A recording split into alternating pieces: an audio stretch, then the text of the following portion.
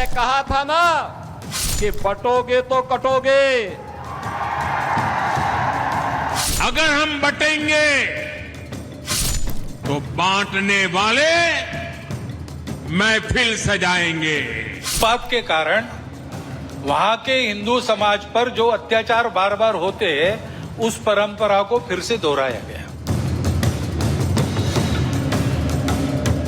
जिस देश की आबादी में 80% हिंदू और 20% मुसलमान हो, उस देश के प्रधानमंत्री से लेकर मुख्यमंत्री और हिंदुओं के सबसे बड़े संगठन के मुखिया को अगर ये कहना पड़े कि एकजुट होकर रहो, तो इसका मतलब है कि बात बहुत आगे तक बढ़ गई है।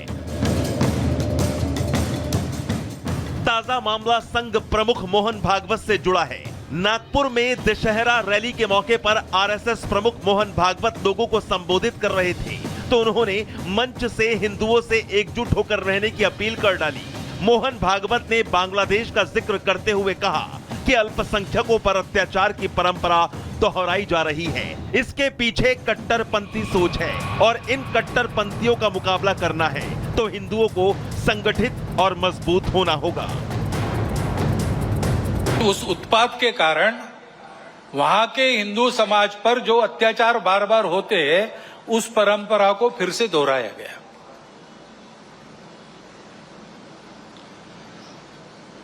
पहली बार वहां का हिंदू संगठित होकर अपने बचाव में रास्ते पर आया, इसलिए कुछ बचाव हो गया।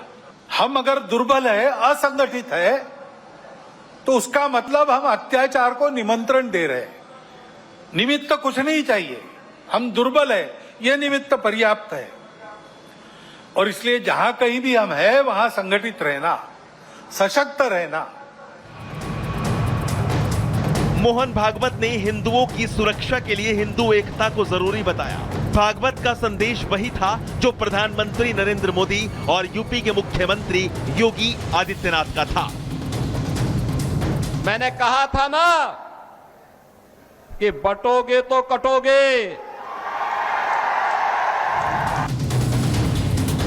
बांग्लादेश में हिंदुओं के नरसंहार के बाद दिल्ली से लेकर लखनऊ और लखनऊ से लेकर महाराष्ट्र तक से बीजेपी के बड़े नेताओं के बयान सामने आ रहे हैं। हो सकता है इसकी एक वजह चुनाव हो, लेकिन 80% हिंदू जनसंख्या वाले देश में हिंदुओं से बार बार एकजुटता की अपील करना, इसके पीछे सिर्फ चुनाव ही वजह तो नहीं हो सकती। ऐसे में बड़ा सवाल है कि आखिर हिंदुओं को किससे खतरा है? वो कौन लोग हैं जो तुष्टीकरण की राजनीति कर रहे हैं? हिंदुओं को बांटने का काम कौन कर रहा है?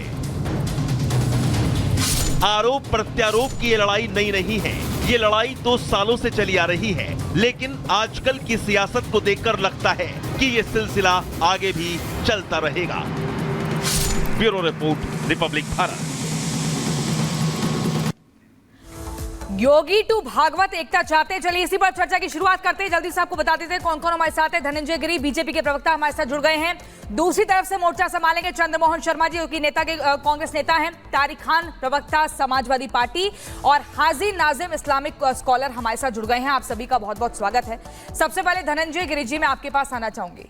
ये बताइए कि पहले योगी आदित्यनाथ ने कहा कि बटोगे तो कटोगे, प्रधानमंत्री नरेंद्र मोदी कहते हैं बटोगे तो महफिलें सजाई जाएंगी, और अब हिंदुओं के संगठन के सबसे बड़े प्रमुख कह रहे हैं बटना नहीं है, अपनी एकता को पहचानिए।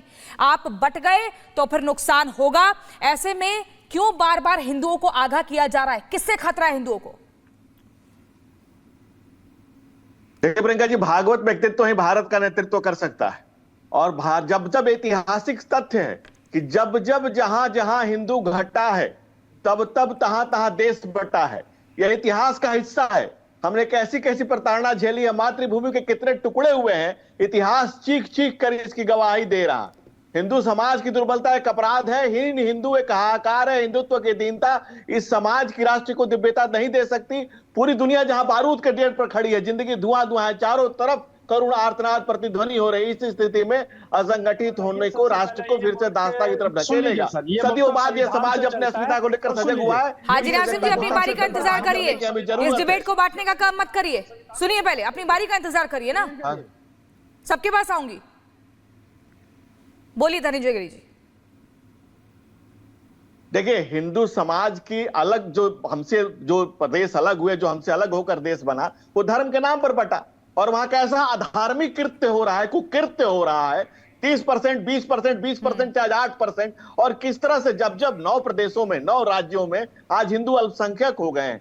अब हथियारों के जखीरा पूरी दुनिया में जमा हो रहे हैं। और एक तरफ देखिए, इस देश में, इस प्रदेश में कुछ राजनीतिक दल, तैमूरों ने तलवार को किनारे रख दिया है, क्योंकि इस देश में राजनीतिक दल ही तैयार है उनकी मदद करने के लिए। वो साफ साफ कह रहे हैं कि एक तरफ को जोड़ो, हिजबुल्लाह से जोड़ो, हमास से जोड़ो, कहां तक जोड़ो। हिजबुल्लाह हमास से जोड़ने का मतलब ही नहीं है। ये वो संगठन है जिसे वैश्विक आतंकी संगठन घोषित किया जा चुका है। मैं आपके पास आना चाहूंगी चंद्रमोहन शर्मा जी, ये बताइए कि बीजेपी के जो नेता हैं बार बार कह रहे हैं कि हिंदुओं में एकता होनी चाहिए, एकता का संदेश दिया जा रहा है, कह रहे हैं कि बटना नहीं है, बट गई तो दिक्कत हो जाएगी, उत्पात मचेगा।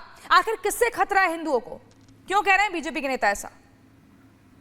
चंद्रमोहन शर्मा जी बताएंगे कि वो ये किसके लिए कह रहे हैं कि किससे बटेंगे नहीं और किससे कटेंगे। क्यों नहीं देश के प्रधानमंत्री और उत्तर प्रदेश के मुख्यमंत्री स्पष्टता के साथ कहना चाहते कि देश में बांटने वाला कौन है और देश में काटने वाला कौन है।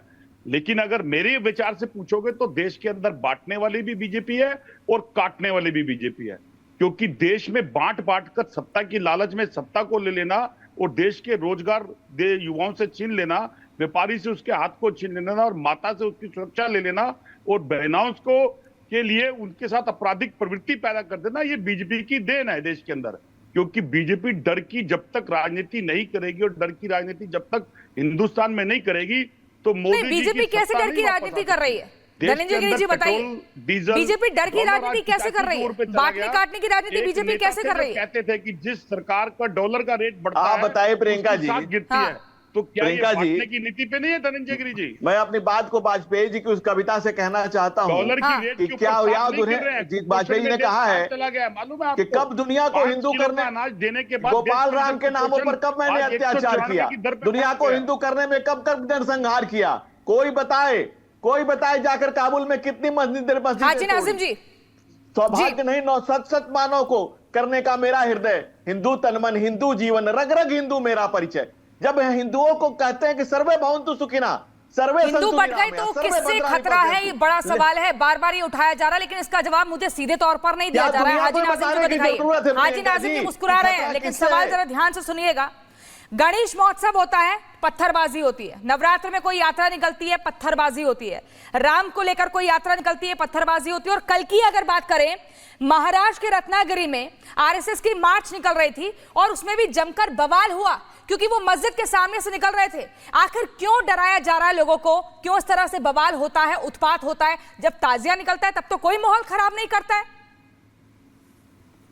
हाँ प्रियंका जी, देखिए, सबसे पहले तो मैं आपके चैनल के माध्यम से अपने सभी हिंदू भाइयों को विजयदशमी की तहे दिल से मुबारकबाद पेश करता हूँ।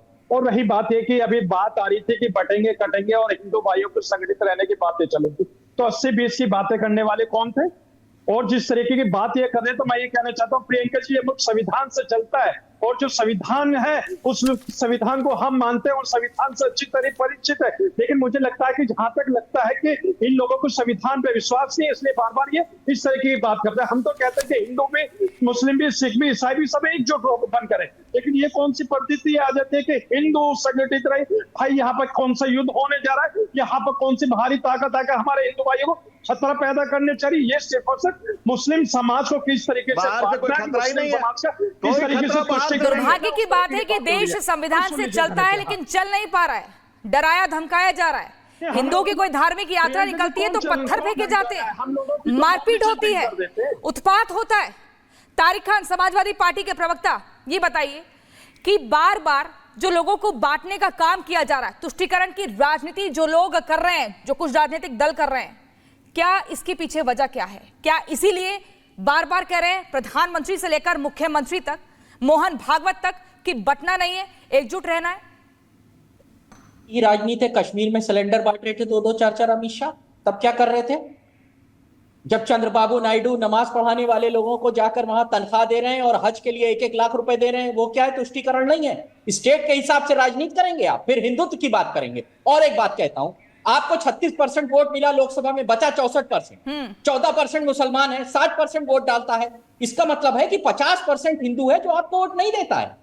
हिंदू का यूनाइट करने का मतलब यह नहीं है बीजेपी को यूनाइट करना। बिल्कुल हिंदू को यूनाइट करिए, लेकिन आप हिंदू को यूनाइट करने के चक्कर में कह रहे हैं बीजेपी को यूनाइट हो जाए। क्यों भाई? हिंदू तो कांग्रेस को भी वोट देता है, समाजवादी पार्टी को वोट देता है, हमारे अध्यक्ष हिंदू, उनके अध्यक्ष हिंदू, और वोट शेयर बताता है कि 50% हिंदुओं ने बीजेपी को वोट नहीं दिया क्योंकि मुसलमान 14% है, पोल 7% करता है, और आप कहते हैं 5-6% आपको भी देता है। तो फिर कहां से क्यों बांटने की राजनीति कर रहे हो? प्रधानमंत्री खुद कहते हैं कि जातियों की बात मत करो, फिर महाराष्ट्र में जाते हैं और जातियों की बात करते हैं। महाराष्ट्र में कह रहे हैं कि ओबीसी क्रीमी लेयर बढ़ा दो। हम यही डिमांड करते हैं तो हम देश को बांट रहे हैं, हम टुकड़े टुकड़े कर रहे हैं, और आप जातियों की बात करें तो देश को जोड़ रहे हैं। देखिए, जातियों के आधार पर देश नहीं बटेगा, जातियों के आधार पर देश नहीं बटेगा और राजनीति भी नहीं होगी। हरियाणा के चुनाव से सबक लेने की जरूरत है कुछ राजनीतिक दलों को। हमारे साथ हिंदू धर्म गुरु आचार्य विक्रमादित्य भी जुड़ गए हैं। आचार्य जी, बताइए, क्या बांग्लादेश में हिंदुओं के साथ जो कुछ हुआ उससे सबक लेने की जरूरत है? अगर एकता नहीं हुई हिंदुओं में तो क्या पाकिस्तान और बांग्लादेश जैसा हाल भी भारत में हो सकता है? देखिए, लगातार बांग्लादेश जैसी स्थिति है भारत में हो रही है। मैं कहूँगा हो नहीं सकता है, हो रही है। कश्मीर में आपने देखा क्या स्थिति हिंदुओं की हुई है वास्तविक तौर पर, और तो और केरल के अंदर क्या स्थिति मची हुई है, साथ साथ वेस्ट बंगाल के अंदर क्या स्थिति मची हुई है, साफ साफ दिखाई दे रहा है। ये जो बांटने की लगातार राजनीति इस देश में चलती रही अंग्रेजों के बाद से लेकर अब तक, वो विभिन्न राजनीतिक दल लगातार चलते चले आए। हिंदू कहाँ वास्तविक तौर पर, मुझे हम अगर